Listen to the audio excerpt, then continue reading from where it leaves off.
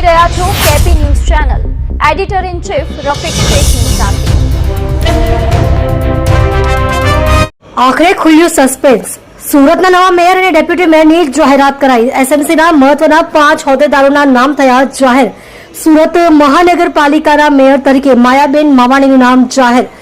સુરત મહાનગરપાલિકાના deputy mayor તરીકે સુધાકર ચૌધરીને જવાબદારી સોંપાઈ. સુરત મહાનગરપાલિકાના સ્ટેન્ડિંગ ચેરમેન તરીકે રાજન પટેલનું નામ જાહેર કરાયું. સુરત મહાનગરપાલિકાના શાસક પક્ષ નેતા તરીકે અલ્પા મહેતાને જવાબદારી સોંપવામાં આવી. સુરત મહાનગરપાલિકાના દંડક તરીકે ઉર્મિલા ત્રિપાઠીની કરાઈ વરણી. તમે જોઈ રહ્યા છો કેપી ન્યૂઝ ચેનલ રફીક શેખની સાથે. પૂર્વ મેયર, પૂર્વ ધારાસભ્ય તેમજ સૌરાષ્ટ્ર યુનિવર્સિટીના પૂર્વ vice chancellor doctor Kanubhai Mavani સાહેબના તારીખ 8/5/2024 રોજ થયેલ દુઃખદ અવસાન બદલ આજની આ સભા ઊંડા ઘેરા શોકની લાગણી અનુભવે છે. ડોક્ટર કનુભાઈ માવાણીનો જન્મ તારીખ 2 ઓક્ટોબર 1944 રોજ ગારિયાદર ભાવનગર ખાતે થયો હતો.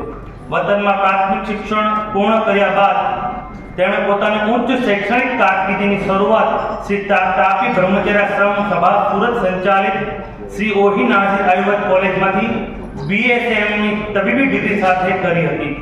ત્યારબાદ તેમણે કાયદાના સ્નાતક તરીકે LLB તેમજ પત્રકાર પોસ્ટ ગ્રેજ્યુએશન ડિપ્લોમા શિક્ષણ મેળવ્યું હતું. શરૂઆતના વર્ષોમાં હીરાના કારખાનામાં તેમજ શ્રી સ્વામી આત્માનંદ સરસ્વતી ફાર્મસીના મેનેજર તરીકે નોકરી કરેલ.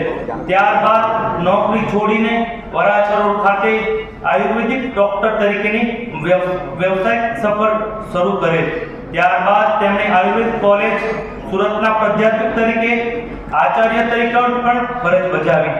વધુમાં તેમણે સ્વામી આત્માનંદ સરસ્વતી આયુર્વેદ હોસ્પિટલમાં સુરતમાં સુપ્રિન્ટેન્ડન્ટ તરીકે પણ સેવા આપી હતી. ગુજરાતના આયુર્વેદિક યુનિવર્સિટી દ્વારા તેમના આયુર્વેદ ક્ષેત્રે આપવામાં આવેલા વિશિષ્ટ પ્રદાન બદલ વર્ષ 2012માં તેમને ડોક્ટર ઓફ લિટરેચરની ઉચ્ચ પદવી આપવામાં આવી હતી. તેઓ મૂળભૂત રીતે સૌરાષ્ટ્રના વતની હતા, પણ સુરતને પોતાની કર્મભૂમિ બનાવેલી હતી. ડોક્ટર કનુભાઈ માવાણી સુરત શહેરમાં ભારતીય જનતા પાર્ટીના શિલ્પી પૈકીના એક હતા. તેઓ ભારતીય જનતા પાર્ટીના સ્થાપના પહેલાના શરૂઆત વર્ષમાં RSS સાથે પણ સક્રિય રીતે જોડાયેલા હતા.